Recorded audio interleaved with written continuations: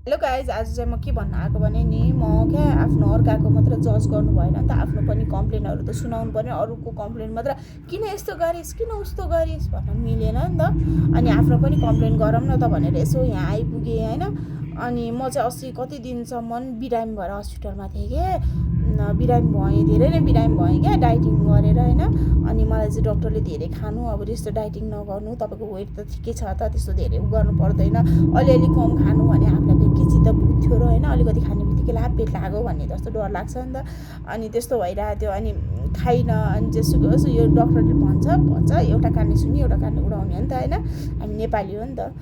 अनि त्यसपछि लागेर क्या म किचनमा चाहिँ झन् त्यो पाकेको कुराहरू खान पनि जाँदिनँ थिएँ क्या। अब आफूले पकाउनु गयो भने त्यो भोक लाग्छ नि त होइन। अनि म पकाउँदिनँ है, म किचनमा जान्न है भन्थेँ होइन, म जान्न थिएँ क्या किचनमा होइन। अनि यो झन् बच्चा बच्चीको बिदा भएपछि के हुँदो रहेछ भने किचनमा चाहिँ अनेक कुरा पाक्ने होइन, मिठो मिठो कुराहरू खाने, सबैजनाले त्यस्तो गर्ने किचनमा पकाउने खाने गर्छ क्या।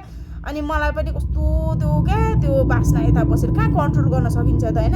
अनि म मात्र होइन, धेरैजनाले कहाँ कन्ट्रोल गर्न सकिँदैन नि त होइन।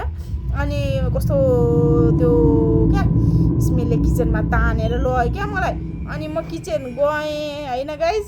अनि त्यो भाँडा खोलेर हेरेँ पनि खान्न भने क्या।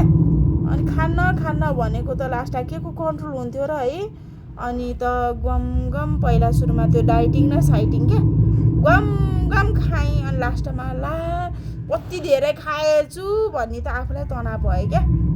कस्तो बेकार खाएछु जस्तो हुन्छ नि त होइन। त्यो भोक लाग्दा पो जे पनि खाइदिन्छु, घम्ल्याङ खाइदिन्छु भन्ने हुन्छ त। खाइसकेपछि त तनाव त आफूलाई हुन्छ नि त। खाएछु बेकार खाएछु, अबदेखि खान्न भन्छु। अनि फेरि त्यो दिन बेलुका केही खाँदिनँ, टन्न हुन्छ नि त। अनि फेरि चिया खान मलाई चाहिँ म चाहिँ मिल्क टी लभर हो क्या। अनि मैले चाहिँ मिल्क टी खाएँ होइन। अनि त्यसपछि लाएर बिहान उठेँ। अनि कतिखेर छिटो माम बनाएँ क्या, माम तरकारी दालहरू सबै बनाएँ होइन। अनि त्यसपछि लाएर फेरि अहिले खान्छु भन्दा नि फेरि खाएँ क्या। कन्ट्रोलै गर्न सक्दिनँ भने कस्तो तनाव भइसक्यो। एकचोटि कन्ट्रोल गरिरहेको थिएँ, त्यो बेलामा बिरामी भयो। अनि त्यसपछि गर्न पाइनँ भनेपछि फेरि छुट्यो क्या। मलाई त्यो पूजा दिदी हुनुहुन्छ नि, हाम्रो पूजा दिदी क्या, हुटुवाला पूजा दिदी, उहाँको भिडियो हेर्छु। उहाँ चाहिँ अहिले त कति किलो घटिसक्नुभयो क्या। अनि मलाई उहाँको दिदीको लाइभमा पनि जान्छु, उहाँको भिडियोहरू म सबै हेरिरहेको हुन्छु होइन। तर मलाई उहाँ दिदी कस्तो राम्रो लाग्छ क्या, कस्तो बेस्ट लाग्छ क्या उहाँ मलाई होइन। अनि म चाहिँ उहाँको भिडियोहरू सबै कन्टिन्यू जहिले पनि जुन भिडियो हाल्नुहुन्छ म हेर्छु क्या। अनि कस्तो पानी पऱ्यो ला।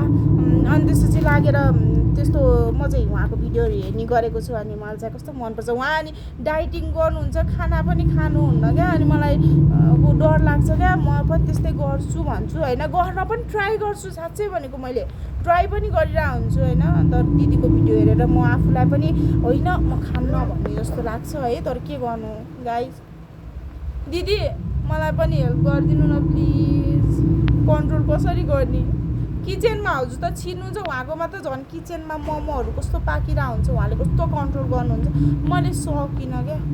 म कस्तो पूजा दिदीको याद आइरहेछ।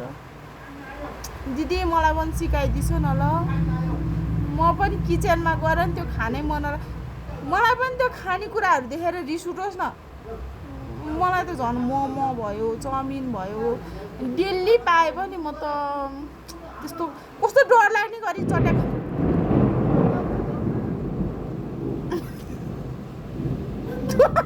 बाई गाइस, म चाहिँ गएँ बाई गाइस, कराई गुडुङ गएँ बाई।